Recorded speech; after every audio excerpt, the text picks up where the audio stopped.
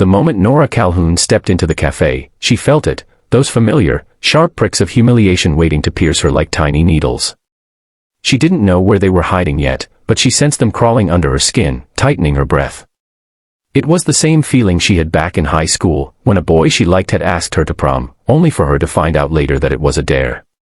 Now, at 32, she had promised herself she would never fall for something like that again. But the text from her coworker Savannah, "Go.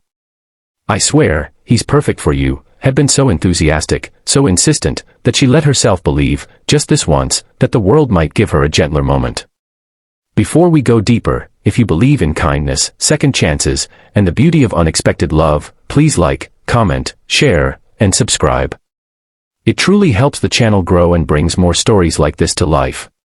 When she spotted the guy at the table, slick hair, denim vest, tapping his phone with a smirk, her stomach dropped.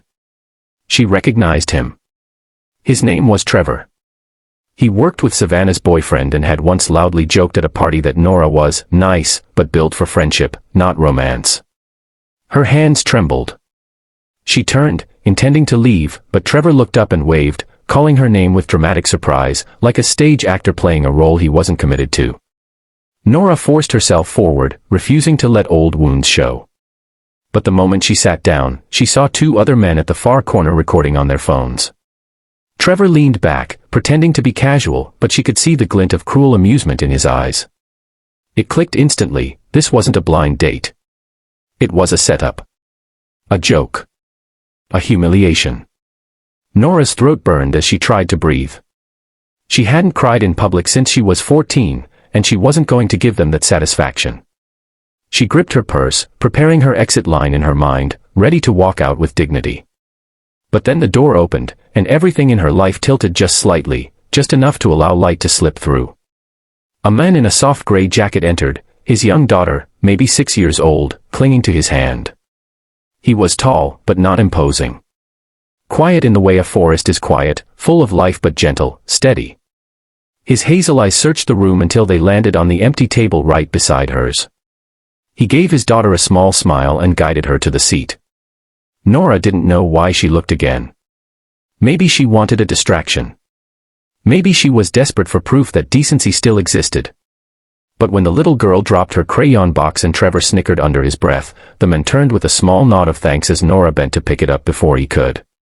And just like that, she saw it, something kind. Something real.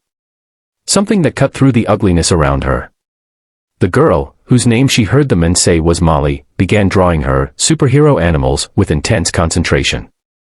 Her father, whose name was Owen, gave her soft encouragement while reviewing a small folder of work papers. There was no performance, no show, no attempt to look interesting. Just a single dad trying his best. Nora grew painfully aware of Trevor's friends whispering and recording. She could feel their eyes on her, waiting for her reaction, waiting for the content they had planned to upload. She knew she needed to leave.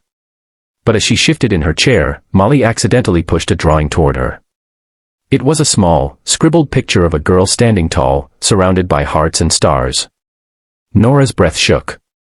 Molly smiled at her with childlike sincerity and said something softly that Nora couldn't fully hear, but the gentle intent was unmistakable. Owen looked over, apologizing quietly, but when he saw Nora's expression, tight with held back hurt, his eyes softened in concern.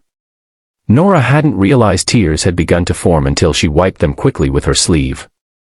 Something in Owen changed then, subtle but definite.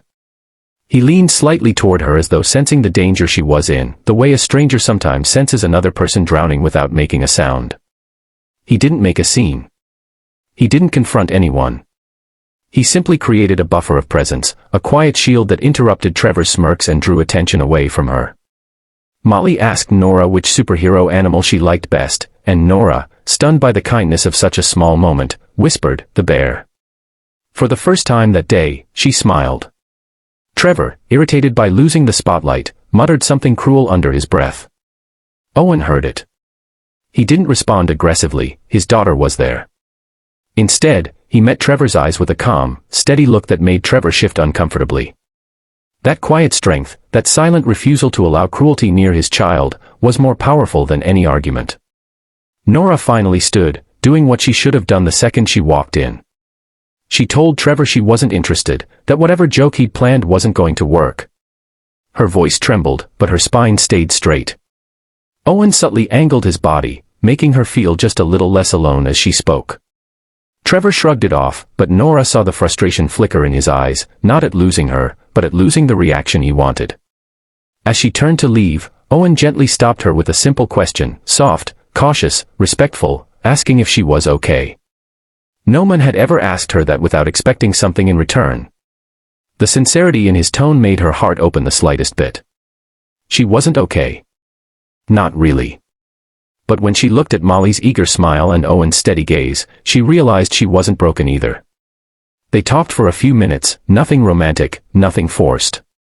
Just two people navigating life's bruises, sharing a moment of unexpected warmth. Owen explained he was raising Molly on his own after losing his wife 4 years earlier. Nora shared that she'd never quite learned how to stop expecting the worst from people. Owen nodded as though he understood in his bones what it meant to be disappointed by the world.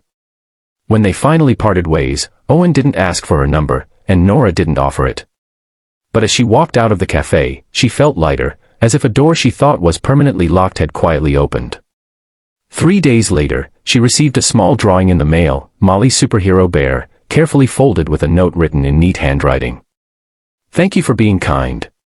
Molly hoped her drawing would make you smile again. If you'd ever like to meet for coffee, no blind dates, no tricks, Molly and I would love that. Owen." Nora pressed the drawing to her chest and let herself cry, not the tears of humiliation she expected that day, but the tears that come when the world surprises you with gentleness right when you need it most. If this story touched your heart or reminded you that kindness still exists, please like, comment, share, and subscribe. Your support helps bring more emotional stories to wonderful viewers like you. Special request, before you go, comment below, have you ever experienced an unexpected act of kindness that changed your day?